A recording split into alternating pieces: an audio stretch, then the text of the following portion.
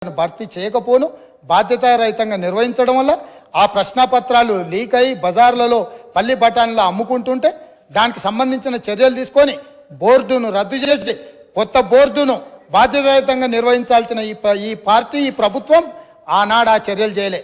ఎన్నికల్లో వచ్చినప్పుడు వాళ్ళని కొంతమంది విద్యార్థులను పిలుచుకొని కూర్చొని మాట్లాడి మంత్రి గారు చెప్తారు, అవును తప్పు జరిగింది మళ్ళీ మూడోసారి అవకాశం ఇస్తే మిమ్మల్ని నిండా ముంచుతామని వాళ్ళకి మాటలు చెప్తున్నారు. తప్పు జరిగిందని మీరు గుర్తించినప్పుడు, మీ పాత్ర అందులో లేనప్పుడు పాత్రులైన బాధ్యులైన వాళ్ళ మీద చర్యలు తీసుకోవడానికి మీరు ఆ పరీక్షలను నిర్వహించిన వాళ్ళ మీద బోర్డులో నియమించిన సభ్యులకు అర్హత లేదు అని కోర్టు కూడా ప్రభుత్వానికి సూచన చేసినప్పుడు యుద్ధ ప్రాతిపదికన చర్యలు ఎందుకు తీసుకోలేదు?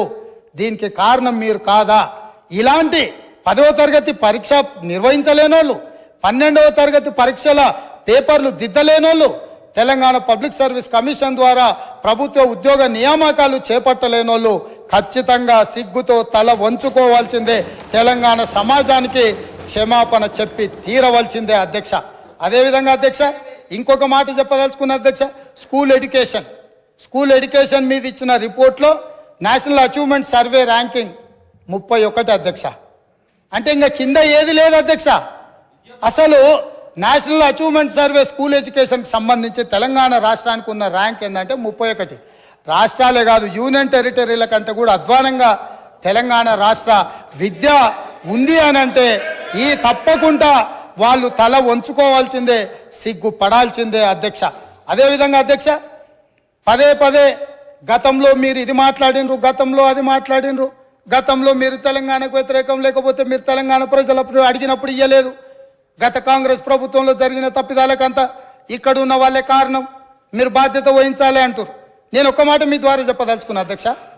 ఉమ్మడి రాష్ట్రంలో సమైక్య పాలనలో 16 మంది ముఖ్యమంత్రులుగా 16 సార్లు ముఖ్యమంత్రులుగా ఉన్న వాళ్ళు ఎవరు ఈ ప్రాంతానికి సంబంధించి న్యాయం చెయ్యలేదు, ఇక న్యాయం జరగదు అన్న ఆలోచన వచ్చి తెలంగాణ ప్రజలందరూ తెలంగాణ జేఏసీ కింద కోదండరామ్ గారి నాయకత్వంలో అన్ని రాజకీయ పార్టీలు ఏకమయ్యి ఒక్క పాటలో నడిచి, అది మిలియన్ మార్చ్ కావచ్చు, సకల జనుల సమ్మె కావచ్చు, అనేక రూపాలలో ఉద్యమాలను నిర్మించడం ద్వారా ఆనాడు సహకరించని పార్టీలను కూడా కాంగ్రెస్ పార్టీ మాట్లాడి కాంగ్రెస్ పార్టీ లోక్సభలో శ్రీమతి సోనియా గాంధీ గారు యూపీఏ చైర్పర్సన్ గారి నాయకత్వంలో మన్మోహన్ సింగ్ గారు ప్రధానమంత్రిగా ఉన్నప్పుడు తెలంగాణ రాష్ట్రాన్ని మేము ఏర్పాటు చేసిన మాట వాస్తవం కాదా?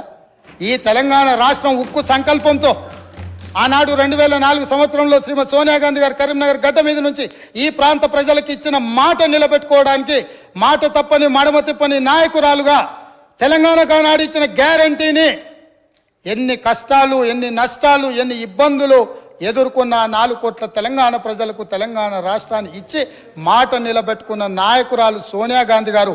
ఇది నేను కాదు, వాళ్ళ నాయకుడు ఇక్కడ నిలబడి చెప్పిండు.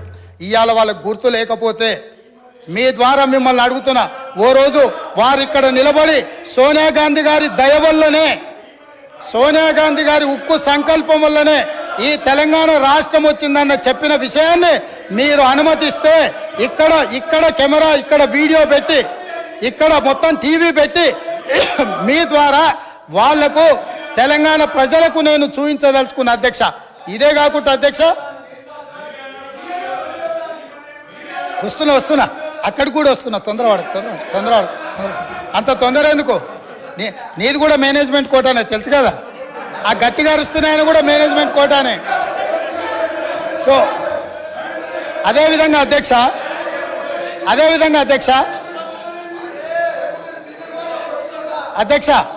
అదేవిధంగా 18 జూలై అధ్యక్ష బాగినాలే ప్రతిపక్ష నాయకులు 18 జూలై 1996 ఒక చర్చ సందర్భంగా, ఈ చర్చ 610 జీవో మీద తెలంగాణ సమస్యల మీద చర్చ జరిగినప్పుడు ఒక గొప్ప నాయకుడు, చాలా గొప్ప నాయకుడు అని చెప్పుకునే వాళ్ళు ఏం మాట్లాడినరో నేను చెప్పదలుచుకున్నా అధ్యక్ష. ఇది అసెంబ్లీ రికార్డులలో ఉంటాయి, కావాలంటే వాళ్ళు కూడా చూసుకోవచ్చు, లేదంటే కాపీ నేను మీకు పంపిస్తాను, మీ ద్వారా వాళ్ళకి ఇవ్వచ్చు. ఉద్యోగులకు సంబంధించి 6 సూత్రాల పథకం, జోనల్ సిస్టమ్ వంటివి దెబ్బతిన్నాయి. సర్ప్లస్ స్టాఫ్ను రాష్ట్రంలో ఏ మూలనైనా వాడుకునేలా వీలు ఉండాలి, కానీ ఆ విధానం లేదు. మనం విధించుకున్న ఆటంకం 6 సూత్రాల జోనల్ విధానం. సిబ్బందిని వినియోగించుకోలేక, పని లేకపోయినా కోట్ల లక్షల రూపాయలు నిరర్థకంగా పెట్టుకొని ఖర్చు చేస్తూ వృధా చేస్తున్నాం. ఈ విధానంలో మార్పులు చేయాలి. డైనమిక్గా మూవ్ కావాలి. ఆయా ప్రాంతాల ప్రజాప్రతినిధులతోనూ ఉద్యోగ సంఘాలతోనూ సంప్రదింపులు జరిపి జోనల్ విధానాన్ని తొలగించడానికి ప్రయత్నం చేయాలి. ఆనాడు 69 తెలంగాణ ఉద్యమంలో ఎంతోమంది అమరులై కేంద్ర ప్రభుత్వంతో కొట్లాడి నిటారుగా నిలబడి సాధించుకున్న జోనల్ విధానాన్ని, జోనల్ విధానం ద్వారా ఉద్యోగ ఉపాధి అవకాశాలలో తెలంగాణ వాటాను, కోటాను నిర్ణయం చేసి జోనల్ విధానం తీసుకొస్తే ఈ 18 జూలై 1990 ఆనాడు మంత్రిగా ఉన్న శ్రీ గౌరవనీయులైన కల్వకుంట్ల చంద్రశేఖరరావు గారి ప్రసంగంలోని పాఠం.